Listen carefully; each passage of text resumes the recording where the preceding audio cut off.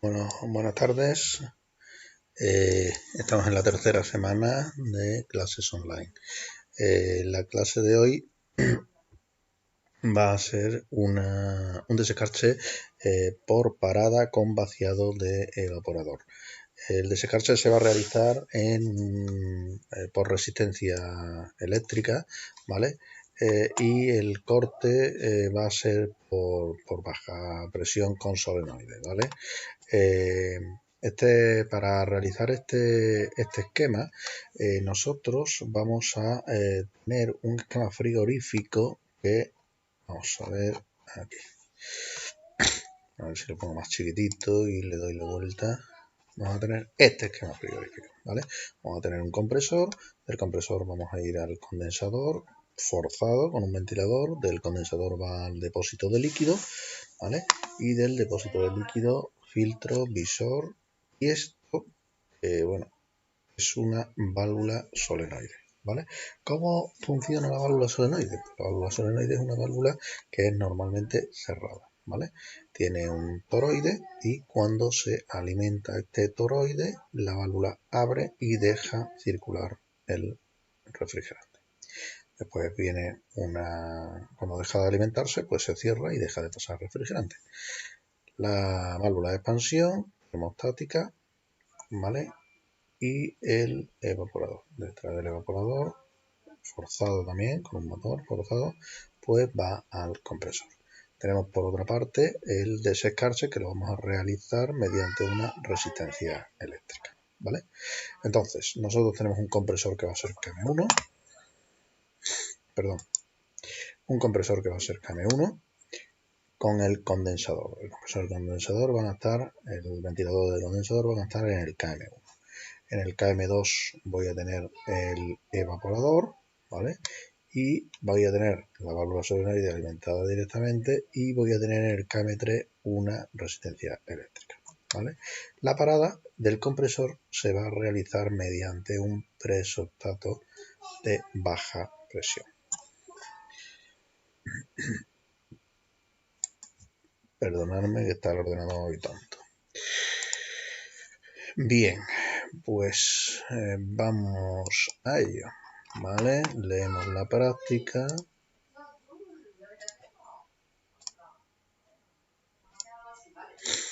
Vemos la práctica dice, se trata de realizar un cuadro eléctrico que controla una cámara frigorífica con una unidad condensadora y de aire forzado, un evaporador forzado y un desescarce por resistencia, ¿vale? Y ahora vamos a la práctica. Dice, el compresor y el ventilador del condensador funcionan a la vez. Están protegidos por un relé térmico. Cuando el relé térmico detecta la intensidad excesiva, conmuta los contactos, o sea, 95-96, y corta la alimentación. Ello se emplea para desconectar el contactor que alimenta el compresor y señalizarlo mediante un indicador luminoso H2, que aquí este indicador luminoso lo vamos a poner con el 97-98. El funcionamiento del compresor también se señaliza con un indicador luminoso de H1. Esto lo haremos con un contacto auxiliar del KM1, normalmente abierto. El ventilador del evaporador funcionará siempre que lo haga el compresor, con lo cual, mediante un contacto auxiliar del KM1, pues un 23-24, pues haremos funcionar el ventilador del evaporador. El termostato ambiente de bulbo no acciona directamente el compresor, sino que controla una válvula solenoide, ¿vale? En la línea de líquido. O sea, el termostato ambiente lo que va a hacer es alimentar la válvula solenoide, y esta válvula solenoide lo que va a hacer es, una vez que está alimentada, abrirse y dejar pasar líquido, ¿vale? Cuando se alcanza la temperatura de consigna, ¿vale? Deja alimentar la válvula solenoide cerrándose, obviamente, ¿vale? Esto corta el líquido refrigerante al sistema de expansión, como el compresor sigue funcionando. La presión de baja sigue disminuyendo. Llega un momento en el que salta el presostáto de baja presión y corta la alimentación del compresor. Esto ahora os lo explico un poquito más claro, a ver si os queda más claro. Un reloj temporizador ejecuta 4 desescarces cada 24 horas, ¿vale? Es decir, cada 6 horas. duración de secarse son 20 minutos y se señaliza mediante un H3, con lo cual con un contacto auxiliar de abierto del KM3 vamos a encender el indicador luminoso H3, ¿vale? Lógicamente, mientras se hace el desescarche, el compresor y los ventiladores se paran, ¿vale? Cuando el reloj ordena un ciclo de desescarche, también se produce un vaciado del evaporador. Con esto se evita producir el calor y frío a la vez, ¿vale? Esto lo vamos a hacer cuando toque desescarchar. El reloj lo que va a hacer es dejar de alimentar la solenoide y esa solenoide va a dejar de pasar refrigerante y el compresor va a absorber todo el refrigerante y lo va a almacenar entre el compresor y el condensador, ¿vale? También en el desescarche separar los ventiladores del evaporador para que el calor no pase a la cámara y estropee el género, ¿vale? La resistencia de desescarche está enclavada con la unidad condensadora y también tenemos un termostato de desescarche de tal manera que si no hay hielo, pues no se puede encender la resistencia de desescarche, ¿vale? Bueno, vamos allá. Tengo aquí mi fuerza, ¿vale? Tengo aquí mi fuerza. El KM1 va a alimentar el compresor y el condensador con el relé térmico, ¿vale? Con el relé térmico, ¿ok? Igual que antes, ¿vale? Igual que el pasado día. El KM2, ¿vale? Va a alimentar los ventiladores del evaporador, ¿vale? Y el KM3 va a alimentar la resistencia. Vamos a el mando, que es lo que nos va a resultar un poquito más complejo de entender. Vamos allá, aquí. Bien. Tenemos un reloj programador que es el que va a controlar el desescarche, ¿vale? Alimentamos el reloj programador con fuerza, con fase y neutro, ¿vale? En 5 y 6, ¿vale? Para que el reloj empiece a funcionar, las horas. Y alimentamos mediante el 7, alimentamos el común y vamos a tener dos bornes de conmutación, el 8 y el 9, ¿vale? En el 9 vamos a tener el funcionamiento normal y en el 8 voy a tener el funcionamiento de desescarche, ¿vale? Vamos a aplicar el funcionamiento normal. Cuando toca funcionamiento normal, ¿vale? Tenemos, digamos, el termostato aquí, que lo que va a hacer, hemos dicho que va a alimentar una solenoide, ¿vale? ¿El termostato qué hace? Pues coge y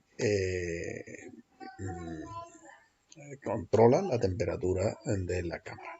Nosotros tenemos regulada la temperatura de la cámara, este termostato, a una temperatura determinada, de tal manera que cuando la temperatura de la cámara sube por encima de la temperatura que le tenemos puesto a este termostato se cierra y al cerrarse pasa la corriente por aquí y alimenta la solenoide. Como alimenta la solenoide, se abre el circuito de refrigerante. Vamos a ver. Aquí la solenoide, se abre el circuito de refrigerante y empieza a circular refrigerante por el circuito. De momento el compresor no está funcionando. Como circula refrigerante por el circuito, empieza a subir la presión en el circuito. Y como empieza a subir la presión en el circuito, llega un momento en que la presión llega a la presión de arranque, al Q-tin que le tengo puesto al presostato. Le tengo puesto el Q-tin al presostato, pues lo que sea, 2 bares y medio, 3 bares o lo que sea. Entonces, cuando llega por encima de ese Q-tin, ¿qué le pasa al presostato? Que se alimenta, se cierra y alimenta el compresor y empieza a funcionar el compresor. Cuando empieza a funcionar el compresor, se cierra aquí y empieza a funcionar el evaporador, que era el KM2. ¿Vale? Cuando el compresor empieza a funcionar, está produciendo frío en la cámara, con lo cual está bajando la temperatura. Y cuando baja la temperatura, ¿qué va a ocurrir? Pues que llega un momento en que llega a la temperatura a la que tiene que estar la cámara, 0 grados, por decirlo algo. Entonces, llegado a 0 grados, el termostato ¿qué hace? Se abre. Se abre. Y cuando se abre, ¿qué pasa? deja de alimentar la solenoide. Si deja de alimentar la solenoide, no deja de pasar refrigerante. Deja de pasar refrigerante y hace así. Pa, pa. Corto este, ya no pasa más refrigerante por el compresor. Como no pasa refrigerante por el compresor, la presión, el compresor sigue funcionando, y la presión empieza a bajar. Como la presión empieza a bajar, llega un momento en que la presión llega a la presión de corte, la presión que le tenemos puesta al presostato de corte. ¿Vale? Entonces, cuando llega a la presión de corte, este presostato abre y para el compresor. ¿Vale? Sencillo, ¿vale? Cuando ha llegado a la presión de corte, abre y para el compresor, significa que ha hecho, ha vaciado entero el evaporador. Ya no hay refrigerante en el evaporador porque le he cerrado la línea de líquido, con lo cual ya no queda refrigerante en el evaporador. Como no queda refrigerante en el evaporador, pues tengo el evaporador vacío y lo tengo preparado para poder hacer un desescarche. ¿Vale? Cuando toca desescarchar, pues pasa 3/4 de lo mismo. Llega del 5, pasa, bueno, de aquí, de esta borna de conmutación, pasaría a esta otra borna de conmutación, aquí. Pues no puedo pintar. Pasaría a esta borna de conmutación, al 8. ¿Y qué ocurre si pasa al 8? Pues si pasa al 8, pasaría por aquí la corriente, pasaría por aquí la corriente, pasaría por aquí la corriente. Si necesito desescarchar, el termostato va a estar en esta posición. Si no necesito desescarchar, va a estar abierto. Y pasaría por aquí. Pero ¿qué pasaría si el compresor está funcionando? Si el compresor está funcionando, esto está abierto. Y no puedo hacer funcionar la resistencia. Cuando el compresor esté parado, es cuando yo puedo meter la resistencia. Entonces, imaginaros que lo tengo en funcionamiento normal y mi termostato está cerrado, la solenoide está abierta, está funcionando mi compresor. Paso aquí al desescarche, mi compresor sigue funcionando. ¿Por qué? Porque lo que yo he hecho es cortar la alimentación de frío de la válvula solenoide, cortar la alimentación del líquido refrigerante. Cuando he cortado la alimentación del líquido refrigerante, el compresor sigue funcionando y empieza a vaciar el evaporador. Con lo cual, como el compresor sigue funcionando, esto está abierto. Entonces, aunque yo tenga aquí puesto el horno de conmutación y me toque desescarchar, no puedo desescarchar hasta que el compresor se pare. ¿Y cuando se para el compresor? Cuando baje la presión. Y cuando baja la presión significa que el evaporador ya es vacío de refrigerante. Ya no tiene refrigerante. Entonces, si no tiene refrigerante, el compresor se para. Si se para el compresor, este se abre también. Este M1 se abre. Y entonces para los ventiladores del evaporador para que no puedan darle frío, o sea, aire a la cámara frigorífica. Y aquí el KM1 se cerraría, dejaría pasar y podría entrar la resistencia de desescarche. ¿Vale? Con respecto a los pilotos, el KM1 abierto me va a indicar que cuando el compresor esté funcionando, este se cierra y se me enciende el piloto de funcionamiento del compresor. Cuando hay una avería, el 97-98 que es abierto, me va a hacer funcionar el piloto de avería. Y este KM3, que es el de la resistencia, cuando esté funcionando la resistencia, se cerraría y me encendería el piloto de la resistencia. Bueno, chicos, creo que ha quedado más o menos claro y si tenéis alguna duda, pues la preguntamos o la comentamos la semana que viene.